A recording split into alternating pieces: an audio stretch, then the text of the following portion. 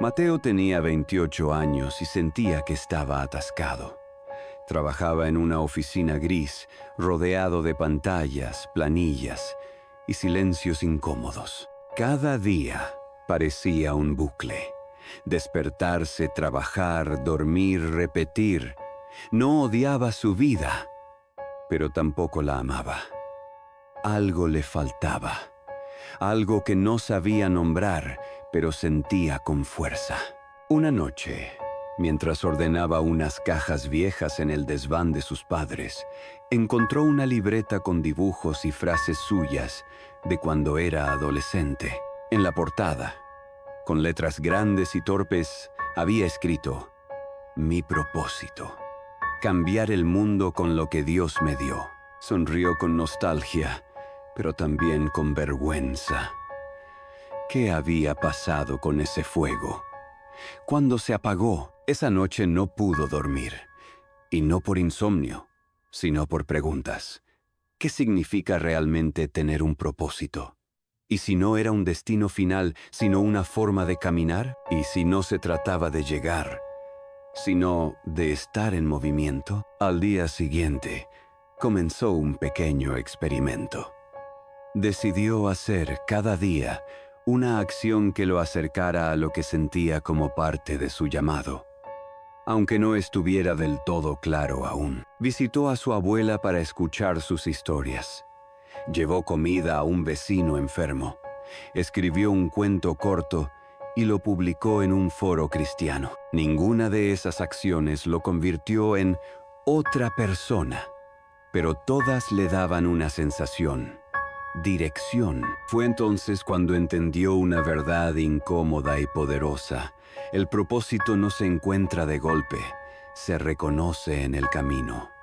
Y ese camino no es recto, está lleno de atajos falsos, bifurcaciones, retrocesos y señales de Dios que a veces solo se comprenden mirando hacia atrás.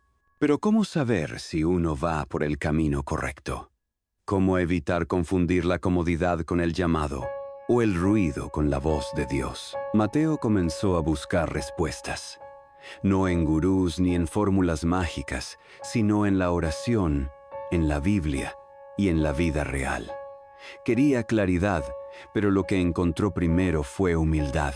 Comprendió que no se trataba de descubrir su propósito como si fuera un tesoro escondido, sino de afinar su oído para escuchar lo que Dios ya venía susurrando desde hace tiempo.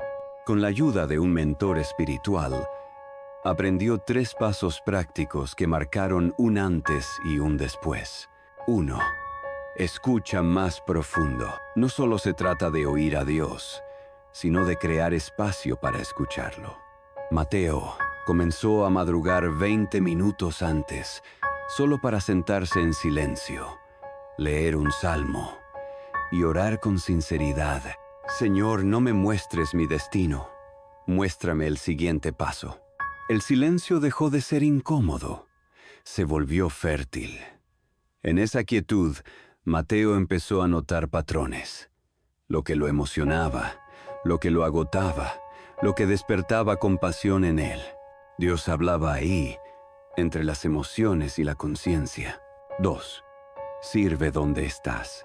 Mateo siempre había pensado que su propósito estaba allá afuera, pero entendió que si no era fiel en lo pequeño, no podía pretender lo grande. Empezó a involucrarse más en su iglesia local, organizar actividades, escuchar a los jóvenes, incluso limpiar después del servicio. Y en medio de esa aparente rutina, notó algo extraordinario. Cuando uno sirve con el corazón correcto, el propósito se revela en acción, no en teoría. 3. Ajusta el rumbo con honestidad. No todo lo que Mateo intentó funcionó. Hubo días de duda, actividades que lo drenaban, personas que no entendían su cambio. Pero aprendió a evaluar. ¿Esto me acerca o me aleja de lo que siento que Dios me está pidiendo? Esa pregunta se volvió su brújula. Cada paso que daba, por pequeño que fuera, se convertía en parte del viaje. Ya no buscaba un gran momento de revelación como antes. Ahora vivía cada día como una conversación activa con Dios, un lienzo en construcción. Y lo más sorprendente fue esto. Cuanto más caminaba, más sentido tenía su historia pasada, incluso sus errores. Pero entonces llegó una prueba, una oportunidad que parecía ideal, un trabajo en una ONG en el extranjero. Su yo de antes habría dicho que ese era el propósito, pero ¿lo era ahora? El viejo impulso decía, sí, pero algo en su espíritu pedía pausa.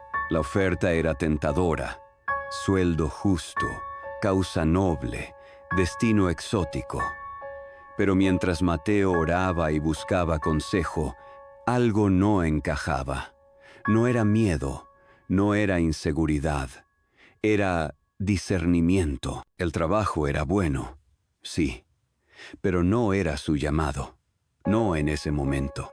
Y decir que no fue difícil. Parecía ilógico. Desde fuera todos lo felicitaban por la oportunidad, pero él sentía que aceptarla sería traicionar algo más profundo. Así que dijo que no, y entonces ocurrió algo inesperado.